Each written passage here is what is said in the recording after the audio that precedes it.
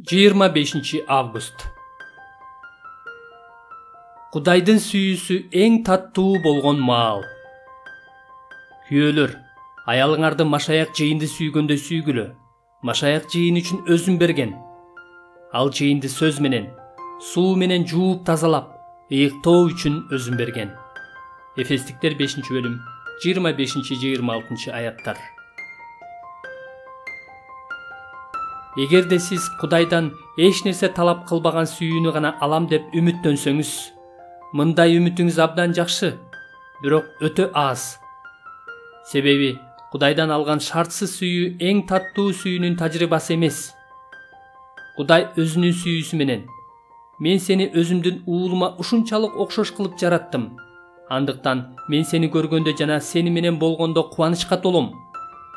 Сен менин жанымды жыргатасың, себеби сенден менин даңкым төгүлүп турат" деп айтканда, анын эң таттуу сүйүүсүнүн даамын таткан болобуз. Сүйүүнүн мындай эң таттуу даамын татуунун бир шарты бар.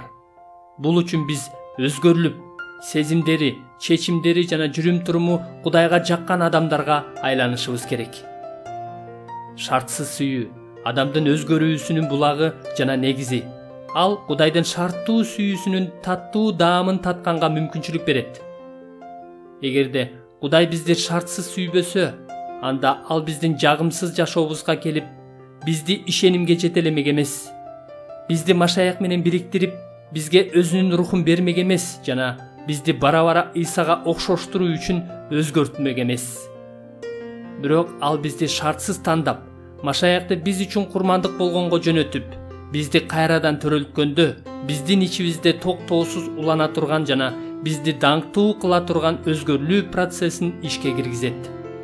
Ошондо бизге өзүнө эң көп жаккан өзүнүн сулуулугун, улуулугун жана даңкын берет. Бул жөнүндө Эфестиктер 5-бөлүм 25-27 аяттан окусак болот. Машаяк жыйынды сүйгөндөй сүйгүлө. Машаяк жыйын үчүн өзүн берген. Ал жыйынды сөз менен, суу менен жууп тазалап, ыйыктоо үчүн, өзүнүн алдына даңктуу кылып коюу үчүн өзүн берген. Биз ишенбеген жана күнөөкөр болгон кезде эле Кудайдын бизге шартсыз ырайым кылганы сөз менен сүрөттөп бере алгыс укмуш нерсе.